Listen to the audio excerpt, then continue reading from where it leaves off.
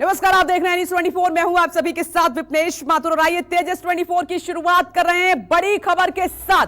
वाराणसी से ये बड़ी खबर है। काशी में ज्ञानवापी मस्जिद में आज फिर से सर्वे होगा। कोर्ट के आदेश पर आज शाम 3 बजे फिर से सर्वे का काम शुरू किया जाएगा। कल हंगामे के बीच मस्जिद परिसर में पहले दिन का काम पूरा हुआ। सर्वे का काम पूरा हुआ था। बता दें कि वाराणसी कोर्ट ने ज्ञानवापी मस्जिद में वीडियोग्राफी और फोटोग्राफी करवाने के आदेश दिए थे। अब इस मामले में 2 दिन के सर्वे के बाद कोर्ट कमिश्नर 10 मई को रिपोर्ट वाराणसी कोर्ट में दाखिल करेंगे। देखिए, दोनों पक्ष आमने सामने हैं। एक तरफ इसका समर्थन हो रहा है तो दूसरी तरफ विरोध हो रहा है, लेकिन सर्वे की टीम अपना काम पूरा कर रही है और कोर्ट कमिश्नर को यह जिम्मेदारी दी गई है। कल भी ज्ञानवापी मस्जिद में श्रृंगार गौरी का सर्वे हुआ है और आज भी वो काम होगा। दोपहर 3 बजे के बाद सर्वे की जो टीम है वो पहुंचेगी और इसको अंजाम देगी। हंगामे के बीच कल का सर्वे पूरा हुआ था। 10 मई को वीडियोग्राफी की फोटोग्राफी की पूरी रिपोर्ट जो है कोर्ट में पेश करनी है। आपको पता है कि मंदिर और मस्जिद को लेकर ये विवाद यहां पर चल रहा है। कुछ महिलाओं की तरफ से एक एप्लीकेशन कोर्ट में लगाई गई थी और उन्होंने कोर्ट से परमिशन मांगी है कि श्रृंगार गौरी मंदिर में उनको पूजा करनी दी जाए, क्योंकि वहां पर मूर्तियां भी रखी हुई हैं।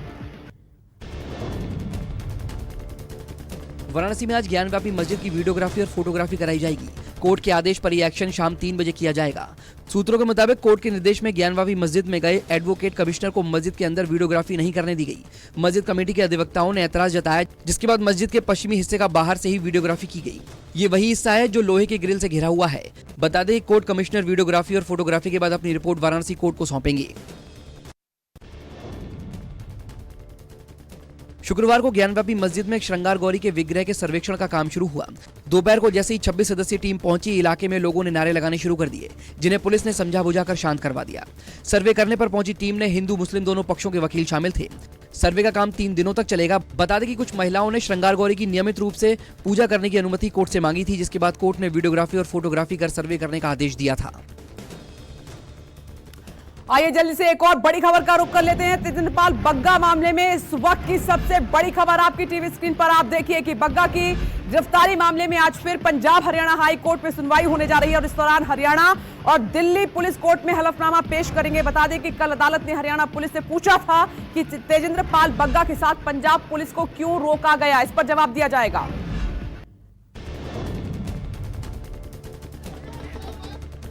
बीजेपी नेता तेजिंदर बग्गा की गिरफ्तारी को लेकर जहां कल 3 राज्यों की पुलिस के बीच हाई वोल्टेज ड्रामा देखने को मिला, तो वहीं इस मामले में पंजाब पुलिस को Punjab and Haryana high court से झटका लगा है। हाई कोर्ट ने बग्गा को हरियाणा में रोकने और उसे दिल्ली पुलिस को न सौंपने की मांग को खारिज कर दिया। इसके बाद दिल्ली पुलिस बग्गा को वापस ले गई। वहीं हाई कोर्ट ने हरियाणा पुलिस से पूछा है कि बग्गा के साथ पंजाब पुलिस को क्यों रोका गया। आज फिर इस मामले में हाई कोर्ट में सुनवाई होगी। दिल्ली पुलिस बीजेपी नेता तेजिंदरपाल सिंह बग्गा को दीनदयाल उपाध्याय अस्पताल ले गई, जहां उनका मेडिकल चेकअप किया गया। इसके बाद बग्गा को देर रात करीब 12 बजे द्वारका कोर्ट की मजिस्ट्रेट के गुरुग्राम स्थित घर पर पेश किया गया। पेशी के बाद तेजिंदरपाल सिंह बग्गा को उनके घर भेज दिया गया। पंजाब पुलिस ने कल बग्गा को दिल्ली स्थित उनके घर से गिरफ्तार किया था, जिसके बाद सियासी हंगामा काफी बढ़ गया था। बग्गा के पिता की शिकायत पर जनकपुरी थाने में कल पंजाब पुलिस के खिलाफ अपहरण का केस दर्ज कराया गया था। बीजेपी नेता तेजिंदरपाल सिंह बग्गा की वापसी पर उनके घर पर जश्न का माहौल देखने को मिला। घर लौटने पर लोगों ने ढोल नगाड़ों और भव्य तरीके से बग्गा का स्वागत किया। परिवार के सदस्य ने मिठाई खिलाकर खुशी का इजहार किया। बग्गा के घर लौटने पर उनके घर पर बधाई देने वालों की भीड़ लग गई थी। बग्गा की घर वापसी पर परिवार के सदस्यों के चेहरे खिले हुए थे। इस मौके पर दिल्ली प्रदेश बीजेपी अध्यक्ष आदेश गुप्ता समेत कई लोग मौजूद थे। जो ये समझते हैं कि पुलिस के बल पर सब कुछ कर सकते हैं, हम ये बताना चाहते हैं भारतीय जनता पार्टी कार्यकर्ता डरेगा नहीं और इस लड़ाई को लड़ता रहेगा और उन्हें पराजित करेगा और अब दिल्ली से उखाड़ फेंकेगा। सर, भाजपा की टॉप लीडरशिप से आपकी कोई बात हुई सर? देखिए, मेरे पास क्योंकि मेरे फोन अभी भी पंजाब पुलिस के पास जब्त है, तो मेरी तो किसी से बात नहीं हुई, लेकिन मैं धन्यवाद करता हूँ हरियाणा पुलिस का, दिल्ली पुलिस का और सभी मीडिया कर्मियों का, जिनके दबाव के कारण ये संभव हो पाया। यह जीत सत्य की जीत है। सत्य ने असत्य को, पाप को हरा दिया है। सुबह जिस तरह अचानक कुछ सादी वर्दी में लोग अंदर घुस के आए और उन्होंने तेजिंदर को घसीटना शुरू किया। तेजिंदर ने सिर्फ इतना कहा कि मेरे को सर पे पगड़ी बांध लेने दो। उन्होंने इस बात को नहीं माना और नंगे से घसीट के ले गए। ये हमारे धार्मिक असूलों के भी खिलाफ है और इसके लिए मैं अपने सभी भाइयों से अपील करूंगा कि इसकी आवाज़ उठाई जाए। तेजिंदर पाल सिंह बग्गा की घर वापसी हुई है, लोकतंत्र की जीत हुई है, न्याय और सच्चाई की जीत हुई है और उस अहंकार की हार हुई है जो केजरीवाल ने पंजाब पुलिस का दुरुपयोग किया था। और सुबह जिस तरह से उन्होंने तेजिंदर पाल सिंह बग्गा को पगड़ी तक नहीं पहनने का वक्त दिया था, उनके पिताजी को के मुंह में कपड़ा ठूंसा था, उनके साथ मारपीट की थी। अब आगे एक और बड़ी खबर, चंदौली और ललितपुर कांड को लेकर आज आम आदमी पार्टी का हल्ला बोल है। बड़े स्तर पर विरोध प्रदर्शन होगा योगी सरकार के खिलाफ। आम आदमी पार्टी के तमाम कार्यकर्ता वहां पर विरोध प्रदर्शन करेंगे। जगह जगह पर आम आदमी पार्टी के कार्यकर्ता आपको विरोध प्रदर्शन करते हुए नजर आएंगे। साथ ही हर जिला मजिस्ट्रेट में ज्ञापन देगी आम आदमी पार्टी और दोनों घटनाओं से सीबीआई की जांच की मांग की जाएगी कि दोनों घटनाओं की जो जांच है वो सीबीआई से कराई जाए। आप सांसद संजय सिंह के नेतृत्व में ये विरोध प्रदर्शन होने जा रहा है, इस पर हमारी नजर रहेगी। तो यूपी में आज आम आदमी पार्टी का हल्ला बोल होगा, विरोध प्रदर्शन होगा, ज्ञापन देकर सीबीआई जांच की मांग की जाएगी। आम आदमी पार्टी की तरफ से चंदौली ललितपुर कांड को लेकर ये प्रदर्शन होने जा रहा है।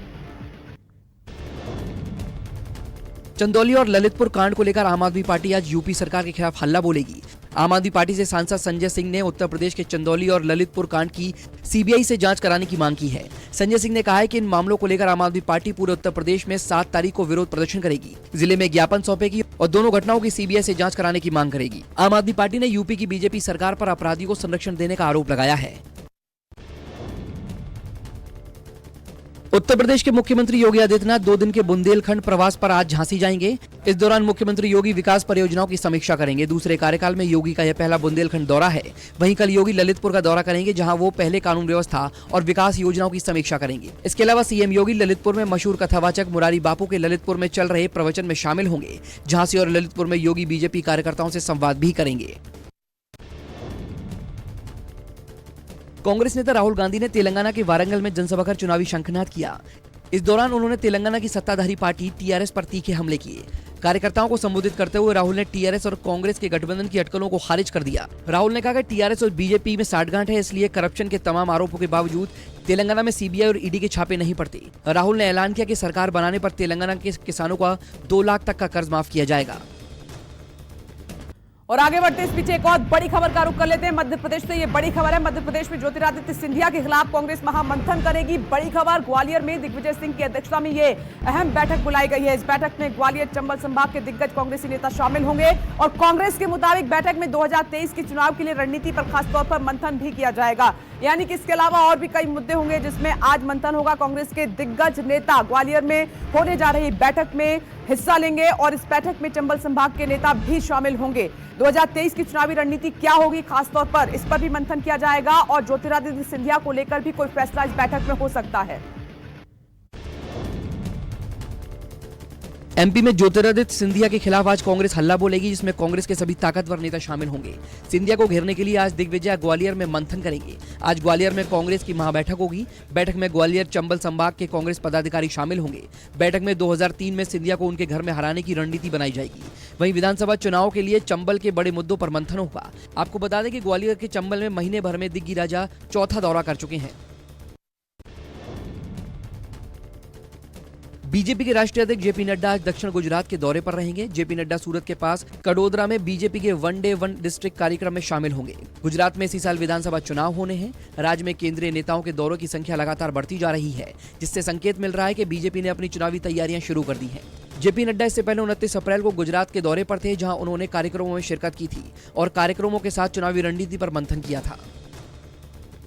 आगे बढ़ते हैं तेजस 24 में एक और ब्रेकिंग न्यूज का रुख कर लेते हैं। सौरभ गांगुली की बीजेपी में आने की अटकलें फिर से तेज हो गई हैं। कल सौरभ गांगुली और अमित शाह के बीच में मुलाकात हुई है और इस मुलाकात को अहम माना जा रहा है। इस दौरान दोनों के साथ में कई तस्वीरें देखी गई, दोनों ने साथ में डिनर किया। गृहमंत्री अमित शाह बंगाल के दौरे पर रहे और वहां पर आपको बता दें कि नेता प्रतिपक्ष शुभेंदु अधिकारी समेत तमाम बड़े नेता मौजूद थे। हालांकि सौरभ गांगुली ने इसे एक महज औपचारिक मुलाकात ही करार दिया है। उन्होंने कहा है कि इसके सियासी मायने ना निकाले जाएं, लेकिन जिस तरीके से मुलाकात हुई है उसमें अटकलें हैं कि वो बीजेपी ज्वाइन कर सकते हैं। केंद्रीय गृह मंत्री अमित शाह शुक्रवार शाम बीसीसीआई अध्यक्ष सौरभ गांगुली के घर पर डिनर पार्टी में शरीक हुए। बंगाल दौरे के आखिरी दिन अमित शाह कोलकाता स्थित सौरभ गांगुली के घर पर पहुंचे और उनसे मुलाकात की। मुलाकात के बाद सौरभ गांगुली ने उनके घर पर डिनर किया। अमित शाह के साथ बंगाल बीजेपी अध्यक्ष डॉक्टर सुकांत मजूमदार और नेता प्रतिपक्ष शुभेंदु अधिकारी समेत कई बड़े नेता मौजूद थे। डिनर के बाद गांगुली ने इसे महज औपचारिक मुलाकात बताया, जिसके कोई सियासी मायने नहीं है। राजस्थान में आज से एक बार फिर से भीषण गर्मी का दौर शुरू होने जा रहा है। इस दौरान एक और जहां प्रदेश में हीट वेव शुरू होने की आशंका है, तो अधिकांश इलाकों में तापमान में बढ़ोतरी हो सकती है। मौसम विभाग ने 7 मई को 4 जिलों और 8 मई को 13 जिलों में हीट वेव चलने की चेतावनी दी है। मौसम विभाग के मुताबिक बांसवाड़ा, डूंगरपुर, बाड़मेर और जैसलमेर जिले में हीट वेव चलेगी। दरअसल पिछले कुछ दिनों में धूल भरी हवाएं चलने से तापमान में कमी आई थी, लेकिन अब इसका असर खत्म हो गया है और एक बार फिर से भयंकर गर्मी का दौर शुरू होने वाला है। मुंबई में शिवसेना के कद्दावर नेता रहे दिवंगत आनंद दिघे पर बनी फिल्म मुंबई मुक्कम का ट्रेलर आज लॉन्च किया जाएगा। इस मौके पर महाराष्ट्र के मुख्यमंत्री उद्धव ठाकरे और फिल्म अभिनेता सलमान खान भी मौजूद रहेंगे। शिवसेना ने पूरे मुंबई और ठाणे में आनंद दिघे की इस फिल्म के पोस्टर लगाए हैं। इस मौके पर उद्धव ठाकरे हिंदुत्व पर एमएनएस और बीजेपी को करारा जवाब दे सकते हैं। कोरोना महामारी के बाद मराठी सिनेमा में एक और बड़ा स्तर पर फिल्म रिलीज होने वाली है, जिसकी रिकॉर्ड तोड़ कमाई की उम्मीद है।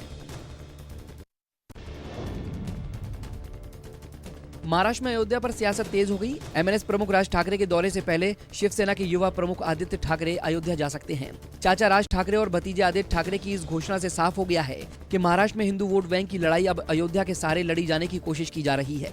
इसी कारण राज ठाकरे की घोषणा के बाद अब शिवसेना की ओर से अयोध्या यात्रा के लिए आदित्य ठाकरे को आगे किया गया है। बता दें कि ठाकरे 5 जून को अयोध्या जाएंगे। शिवसेना को घेरने के लिए मुंबई में बीजेपी एक और बड़ी जनसभा की तैयारी कर रही है। 15 मई को मुंबई के गोरेगांव में बीजेपी एक बड़ी रैली करने जा रही है। इस सभा में बीजेपी बीएमसी में शिवसेना के भ्रष्टाचार की पोल खोल सकती है। 1 मई को हुई सभा में देवेंद्र फडणवीस ने इसके संकेत भी दिए थे।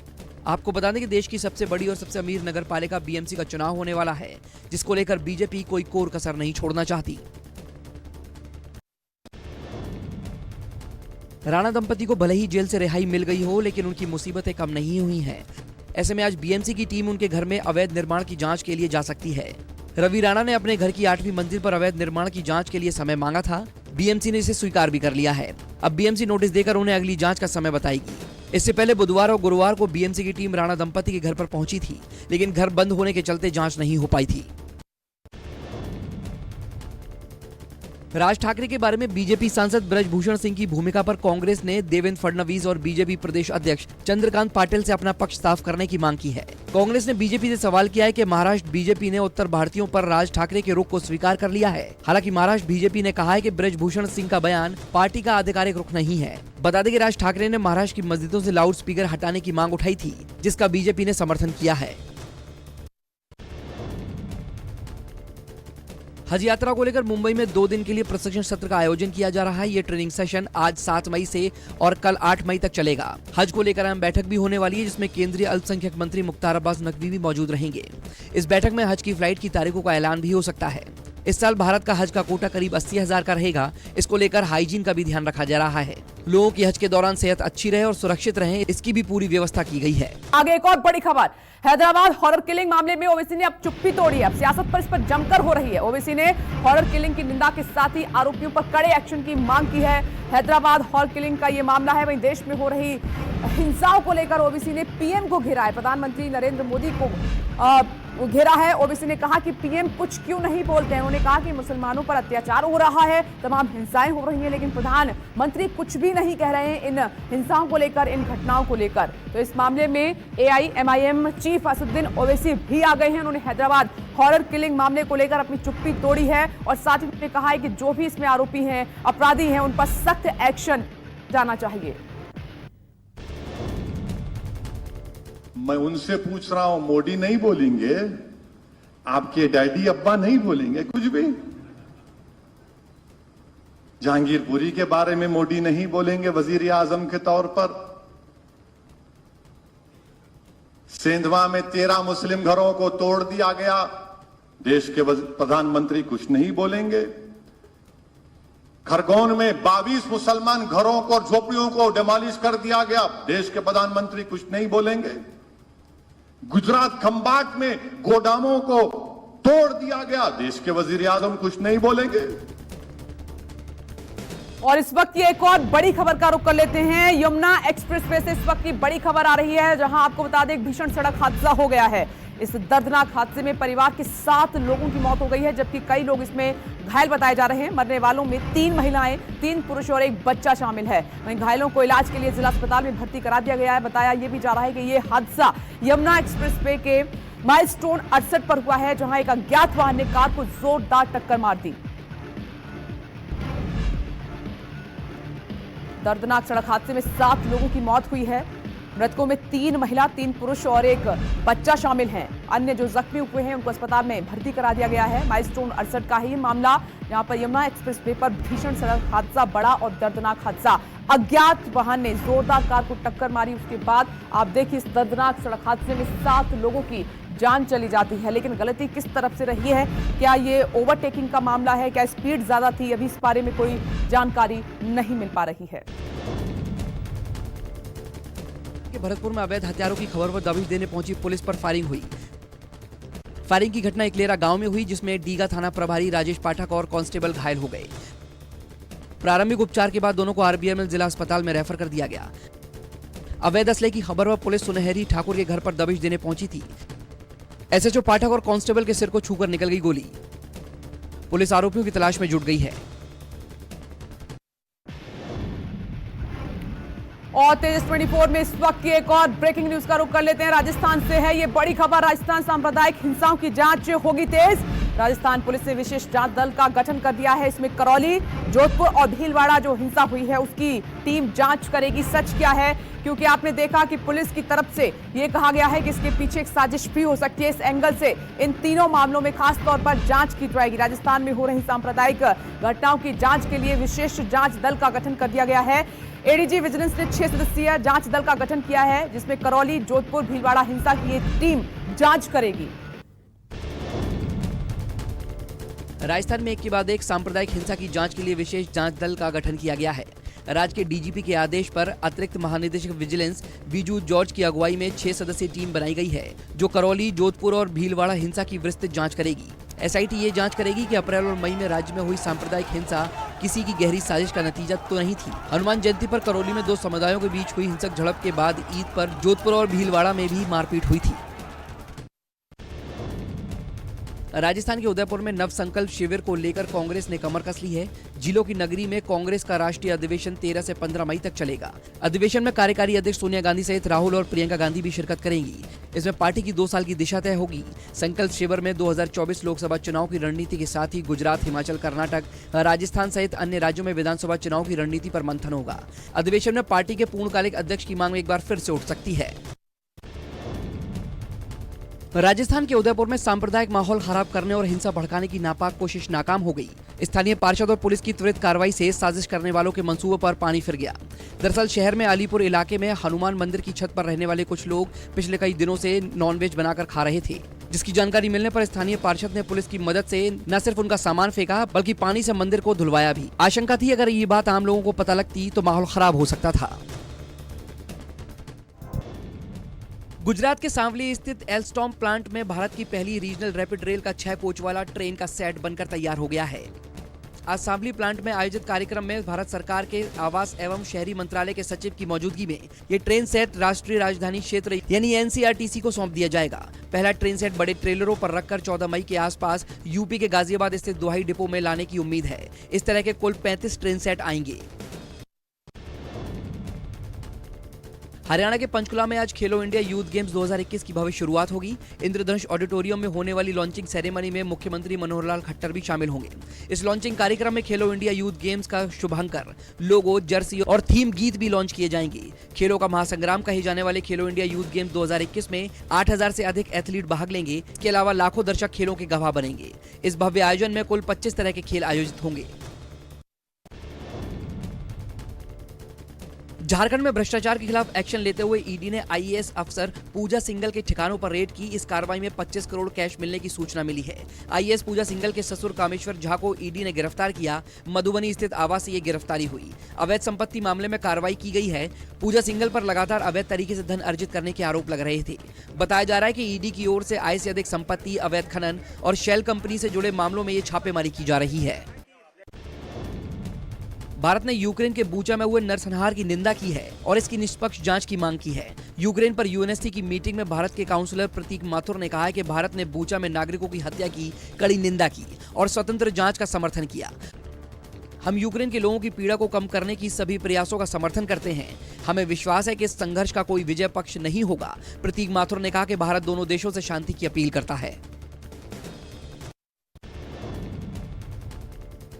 गुजरात में साल के अंत में होने वाले चुनाव को लेकर सत्तारूढ़ बीजेपी एक्टिव मोड में आ गई है। गुजरात प्रदेश अध्यक्ष सीआर पाटिल की ओर से एक नया अभियान वन डे वन डिस्ट्रिक्ट की शुरुआत करने जा रहे हैं। प्रदेश अध्यक्ष हर जिले का दौरा करेंगे, जिसमें रात्रि विश्राम के साथ कार्यकर्ताओं से संवाद करेंगे। गुजरात में आगामी चुनाव को लेकर बीजेपी और कांग्रेस के साथ आम आदमी पार्टी भी इस बार अपना पूरा दमखम लगा रही है। पीएम मोदी के एक के बाद एक गुजरात दौरे को भी चुनाव से जोड़कर देखा जा रहा है। गुजरात के सूरत में शादी की खुशी पल भर में मातम में तब्दील हो गई। मामला मांडवी तहसील के मेरठ गांव का है, जहां बारात निकलने से पहले शादी की खुशियों में नाच रहे दूल्हे की मौत दिल का दौरा पड़ने से हो गई। 33 साल के मितेश भाई चौधरी की बारात धामोदला गांव से जा रही थी। दूल्हे की मौत की खबर से दोनों परिवारों में मातम छा गया है। छाती में दर्द की शिकायत पर दूल्हे को नजदीकी अस्पताल में भर्ती कराया गया, लेकिन डॉक्टरों ने मितेश को मृत घोषित कर दिया।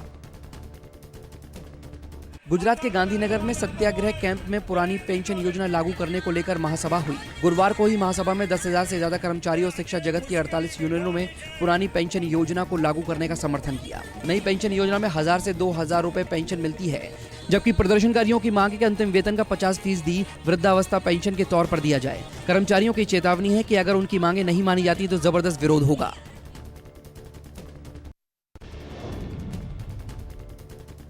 वडोदरा के सोखड़ा हरिधाम गुणातीत स्वामी की मौत का मामला उलझता ही जा रहा है। मुंबई के रहने वाले उनके भतीजे ने उनकी हत्या किए जाने का आरोप लगाते हुए निष्पक्ष जांच की मांग की है। वडोदरा एसपी के लिखे पत्र के साथ स्वामी के भतीजे ने एक ऑडियो क्लिप भी जारी किया है। ऑडियो क्लिप के आधार पर दावा किया जा रहा है कि हरिधाम गुणातीत को प्रताड़ित किया जा रहा था। गुणातीत स्वामी की उनके भतीजे हरसुख भाई से 10 और 19 अप्रैल को बातचीत हुई थी। अहमदाबाद पुलिस ने गर्मी को देखते हुए दोपहर 1 से 4 बजे तक रोड सिग्नल बंद करने का फैसला किया है।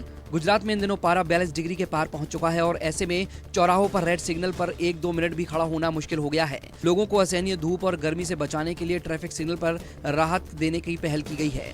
हालांकि ये फिलहाल 2 दिनों के लिए प्रायोगिक तौर पर होगा। अगर 2 दिनों तक कोई शिकायत नहीं आई और सब कुछ सुचारू रूप से चलता रहा तो फैसला जारी रखा जाएगा। नमस्कार, मैं हूं मानक गुप्ता। अगर आपको हमारा ये वीडियो पसंद आया हो तो इसे लाइक और शेयर जरूर करें और हाँ, हमें सब्सक्राइब और फॉलो करना ना भूलें ताकि आप देश और दुनिया की कोई खबर मिस ना करें। तो जुड़े रहिए हमारे साथ और देखते रहिए न्यूज़ 24।